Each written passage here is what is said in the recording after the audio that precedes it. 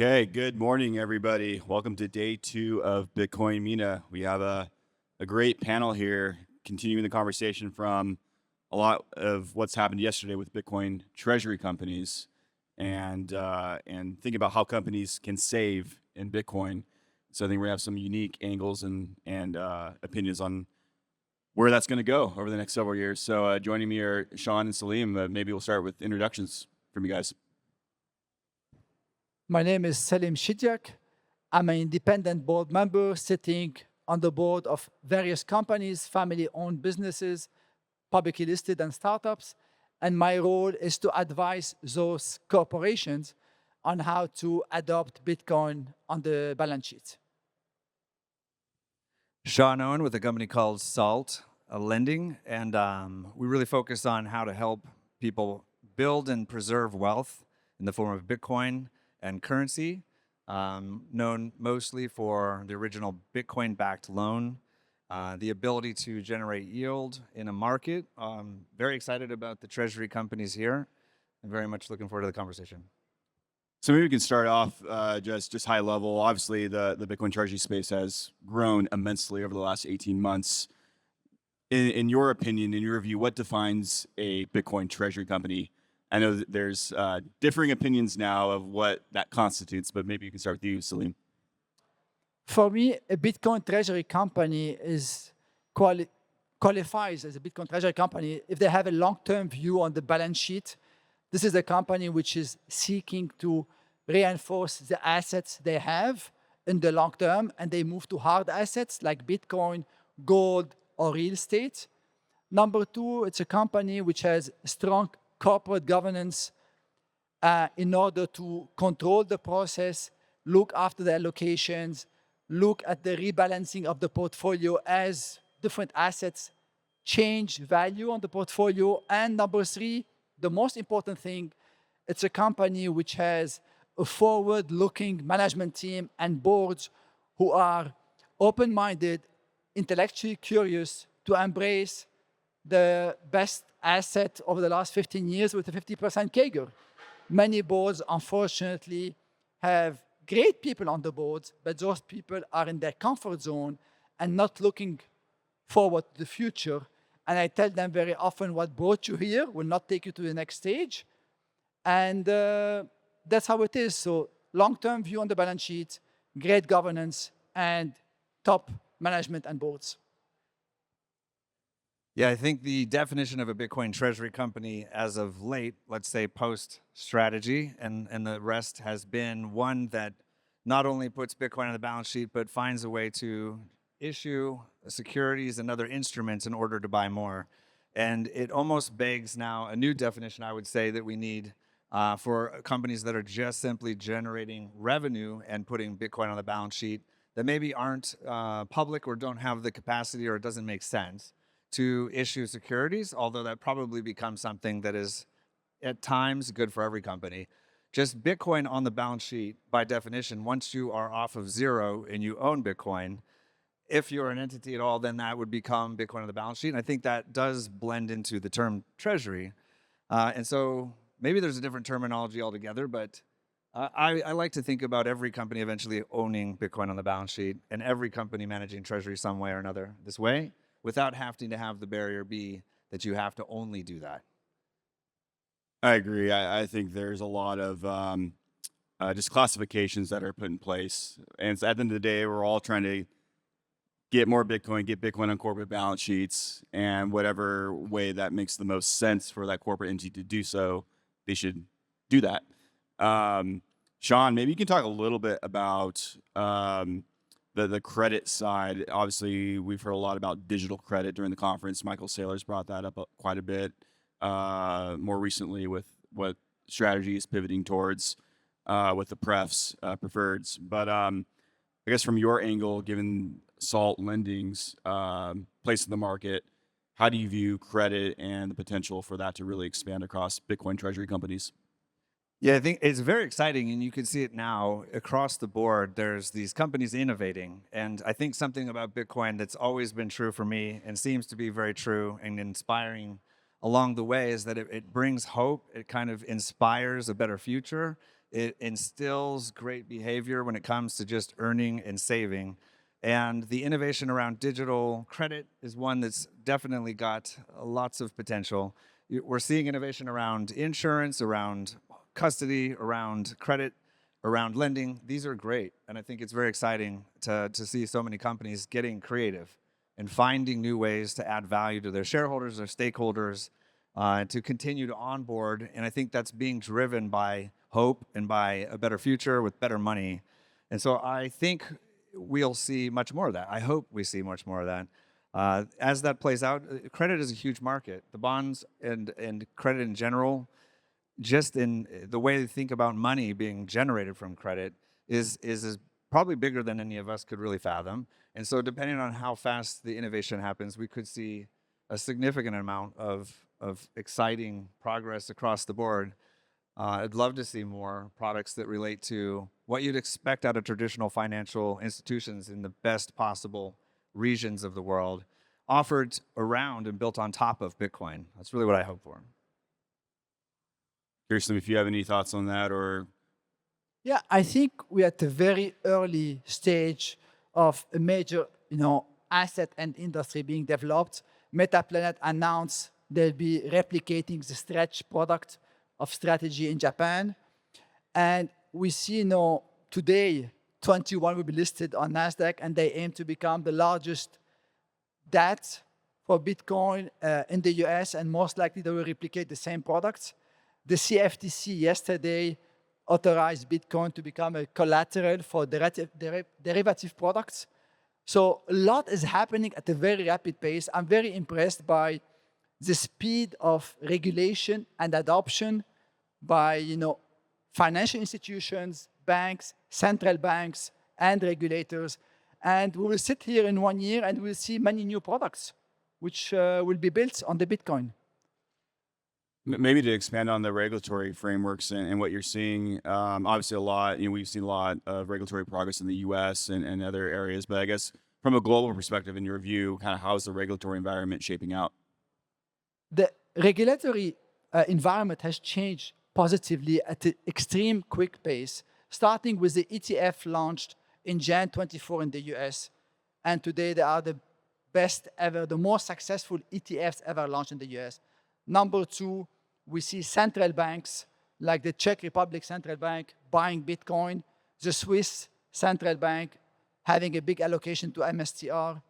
We see pension funds and institutions having very significant allocation to Bitcoin, like Harvard tripled its allocation the last 2 quarters. We see sovereign wealth funds, like here in Abu Dhabi, for example, having major allocation to Bitcoin.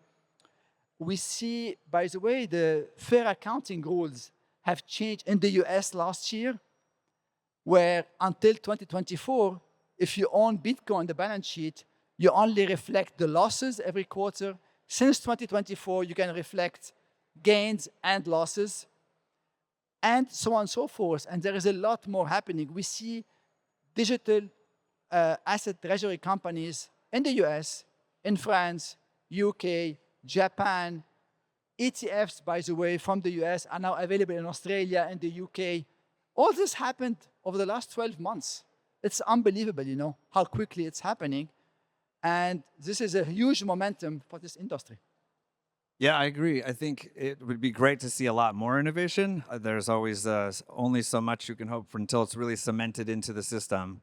I like the idea of this competition where at minimum you get standardization, but hopefully we see regulatory jurisdictions, let's say we're from both sides of the pond, that are looking to innovate and compete for our business to be there and to have the best environment.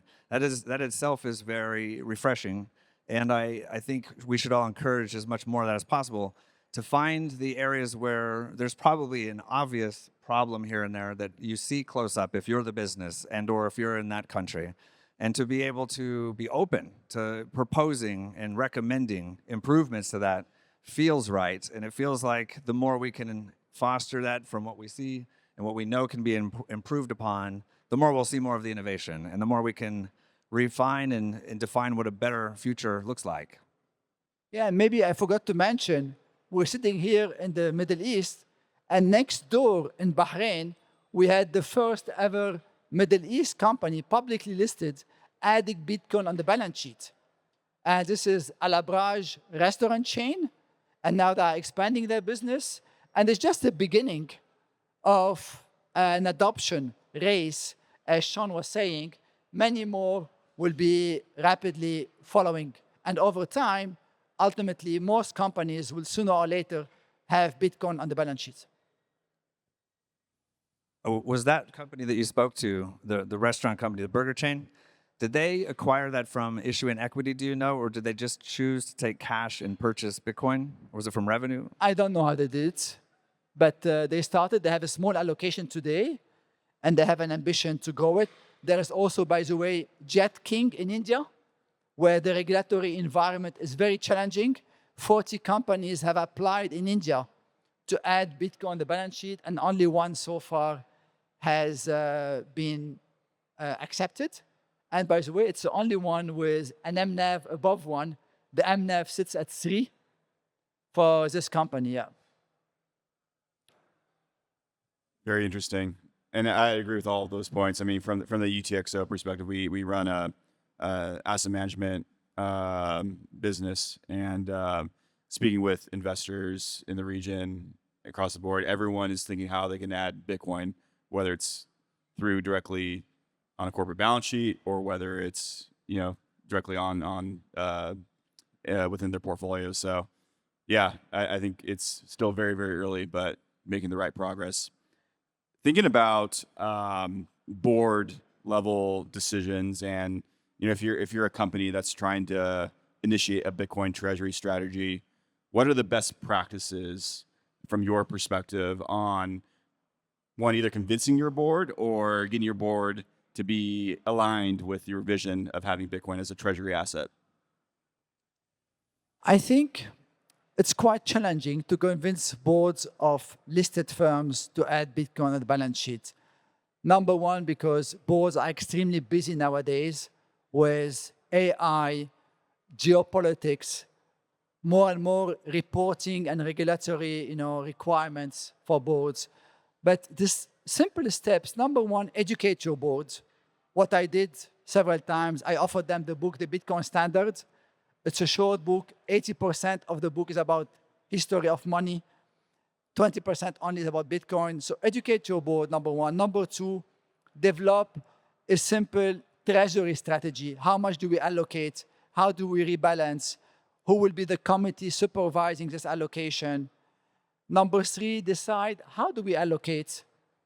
And today it's very easy. You just buy the ETF. While a couple of years ago, you had to consider, self-custody and other ways of doing it. Number four, think about the regulatory requirements. What is the reporting required? Number five, speak to your auditors. I did that recently, a couple of weeks ago, in the region. Get the opinion of your auditors. And last but not least, as a board, the company, define the communication strategy. What are you going to communicate to the markets? And very often, the companies I work with are profitable companies, very successful. And when you decide to endorse Bitcoin on the balance sheet, this is a treasury strategy, not a corporate strategy, i.e., we continue focusing on our core business. We continue selling great burgers, developing fantastic restaurants. However, in parallel, we are adding Bitcoin on the balance sheet to reinforce our assets in the long term. So we have more funds, more resources, which we can reinvest to grow the core business. This communication is extremely important. Yeah, I think from the perspective of how does that first part happen, which is usually the hardest. Who's going to breach the topic? How's it going to get presented? It's much easier today, and I would advocate for any leadership, CEOs, to push it to the board, to consider that direction, to educate, to begin the process. There's so many great templates now that have been done. It's definitely significantly easier to make the case that some number above zero is probably worth entertaining. But I'd also say it could be the shareholders and or the partners that are advocating and bringing it to the board. And the board's function is really to be of governance, to maintain fiduciary responsibility. And it is a pretty good argument now that you'd be in breach of that to some degree at some point if you don't at least have the conversation and look at it when you can see the performance. It doesn't have to change the composition of the company at all. In fact, what you said is exactly right. You continue to operate. This just changes the priority of the balance sheet and what's on the balance sheet, which is very simple. And the tools are out there. The companies are there. We're getting to a point where, you know, a lot of the people here have made it to where any company could really get started in a significant way, or start very simple. It's just not nearly as hard as it was 4 years ago. The climate's there. The regulatory landscape is there. So I almost would say anybody that's on a board or in a company or has shares in a company probably has a responsibility at some point to entertain this. I think, sorry, one important point, very important, is the allocation strategy. And I always recommend to boards, start with a very small, allocation, 0.5 to 1%. Even today, BlackRock, Bank of America, are recommending up to 4% allocation. So I tell them, follow a dollar cost averaging strategy, allocate 0.5 to 2%, monitor it. Next month, next quarter, add a bit more, and so on and so forth. Because all of us, if we have allocations, we started by tipping our toe with a very small allocation a couple of years ago. And then we all wish we put more money at that time, but it is where it is. And then we got more confident over time, and then we started raising and increasing our allocations. That's a great way for corporations. It's one of the benefits of Bitcoin also is that you can buy, skip one cup of coffee, buy $5. You'll learn more than you would learn anywhere else just by having it in a wallet and sending it around. It's low risk to learn. 100%. Well, I want to keep pulling on this story because I think it's super interesting. You know, you talk to all these corporate treasurers out there, right? And they view cash as a defense mechanism, right? Cash is your buffer to either acquire businesses, to make sure your competitors can't go out and acquire businesses, right? It's almost like a way to protect your business from volatility as well. Given that Bitcoin is a 50 vol asset historically, obviously all of us on the stage believe in the full tenets, but how do you convince a board member who's been working for companies for 30 plus years, who maybe is orange pilled personally, maybe gets Bitcoin personally, but from a board perspective has a harder time or a bigger hurdle of recommending Bitcoin even as a small piece of the treasury asset? How do you have those conversations? I think, first of all, Bitcoin is here to stay. It's a $2 trillion asset, very small, out of a total of $900 trillion. And because it's so small, it's volatile. The volatility was high. However, the last 18 months, the volatility of this asset went down significantly in a major way because the asset moved from what we call weak hands, retail investors, to institutions. When an institution or a pension fund decides to allocate to Bitcoin, it takes them 6 to 12 months because of all the committees, the long-term thinking, and so on and so forth. However, once those institutions allocate, they will not go and sell the day after, while retail investors have a different approach. Therefore, if you look at the volatility we have the last 12 months, it's much, much lower than in the past. And if you allocate only 1% to 2%, there will be hardly any impact on your total portfolio. And I tell them, excuse me, one more thing, Shawn, the price of the return is the volatility. I don't want to repeat volatility is vitality, like Michael Saylor says. However, it's volatile, but over the next 4 to 5 years, you will have a very decent return. Yeah, I agree with all of that. And I think, to your point about the volatility, in AI, there's a saying, this is the worst the models will ever get, meaning the intelligence is only going to improve from here. And I do think that that's true. With the volatility, to your point of it smoothing out, I think this is probably the most volatile it's ever going to be. And in fact, a lot of the companies like Saylor are wise in generating volatility for their business interest. And there's some amount of market vitality in that. But it's a choice. You don't have to have that. You could have 1 or 2%, and it could be capital that is not necessary at the point in time. It's just like in the analogy of spend $5 that you would have spent on a coffee. Every company has some cash that's there, and you could ease your way into it without having to have the concern with volatility at all. So that's really not a good objection unless you're looking to go all in. And most companies shouldn't go all in at the beginning. They should wade their way in like we did and then realize they're sad that they didn't buy more earlier and go through the process that all of us have gone through. We all wish we held the Amazon stock since 2000. However, many people, including maybe us, we sold in 2001, 2002, when it went down by 80%. So you have to have a strong belief, and you have to do your homework. By the way, this is an important point, which I say to boards. Don't allocate and rush to sell very quickly if the price dropped by 20 or 30%. So do a very good homework before you allocate. As Bitcoin treasury companies evolve, obviously there's a lot of talk about the public entities today, right? But what's the case for private companies owning Bitcoin, and could it potentially be easier in a way? I'm curious to get your thoughts. I mean, I think it's way easier. Not only is it the opportunity of a lifetime to front run everything that was the onboarding of big corporations over the last decade, but it's still true. So there, you can start anywhere, and any individual can start to build their own wealth. And at any private company level, or any organizational level even, the barriers are just simply easier.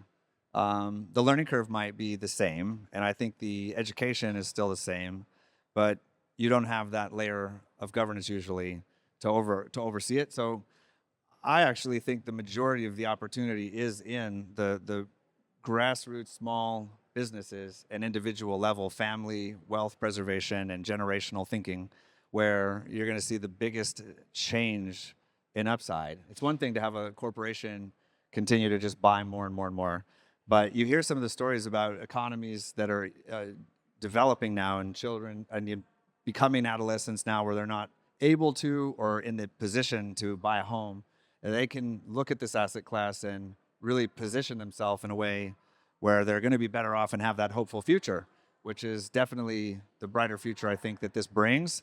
So the big opportunity would be for any organization or individual, I would say, and it's probably easier and just a simpler path. If you're not public, would you agree?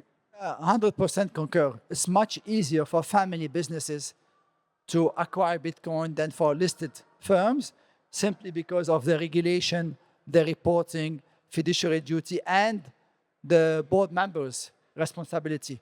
And I know a few family-owned businesses which started allocating a couple of years ago, and now they are overwhelmed because the Bitcoin value on the balance sheet is huge compared to their core business, which is also doing very well.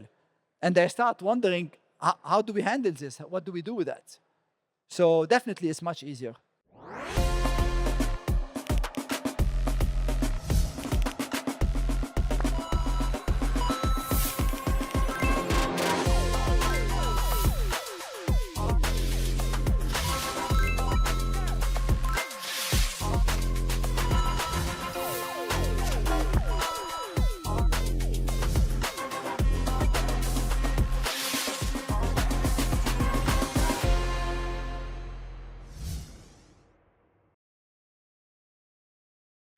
Well, that's an interesting thread, because if you look at strategy, right, there's a complete business pivot, right? The business wasn't making money or wasn't growing at the CAGR that needed to be growing relative to Bitcoin. So how many of these potential businesses that start acquiring Bitcoin today end up turning to just pure Bitcoin holding companies because the CAGR is outweighing whatever the business is generating? Yeah, strategy had a problem in 2020 when they had too much cash, $500 million on the balance sheet, and they transformed the company. The companies we are talking about and which are interesting for us are companies which are profitable, they are growing, they have a decent cash flow, and still it's a great opportunity for them to add Bitcoin on the balance sheet. And if we look at the kind of treasury companies, I see three types. One is the Strategy and MetaPlanet, which had a problem with their core business. They transformed it into a pure play. Number two are Nakamoto and 21 being listed today, launched as a pure play Bitcoin treasury company from day one. And number three, which are the most interesting for us, are successful companies, profitable, strong cash flow, be it SMEs or large caps, be it family-owned or listed, which will adopt Bitcoin on the balance sheet. That's the biggest opportunity. And one example in the US is Steak and Shake.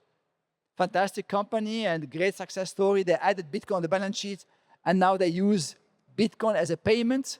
And the CEO was in Vegas telling us it was faster and cheaper for them to get paid in Bitcoin than in fiat. And that's fantastic. It's really just the beginning. Yeah, this is actually an area that I spend a lot of time thinking about. I'm very passionate about it. My background has always been in operating companies and being entrepreneurial. And most people at their household and most small businesses do not have huge corporate balance sheets. They don't have tons of free cash. They don't have that problem. What they do have a problem of is feeling like they're always on the treadmill and that they're always forced to kind of keep up for these small margins, and that over some long period of time, you're just covering the basis and lucky to get 2 to 10% at the end of the day. And I think the huge opportunity is when we start to enable and empower companies to divert the cash flow that comes from revenue, which there's lots of, that goes through an operating account. For most people, their whole salary in the year will go through the bank, and it's there and then it's not there, and it's there and it's not there. And they're living paycheck to paycheck. And businesses are very much like this. I think the majority of the world is like this.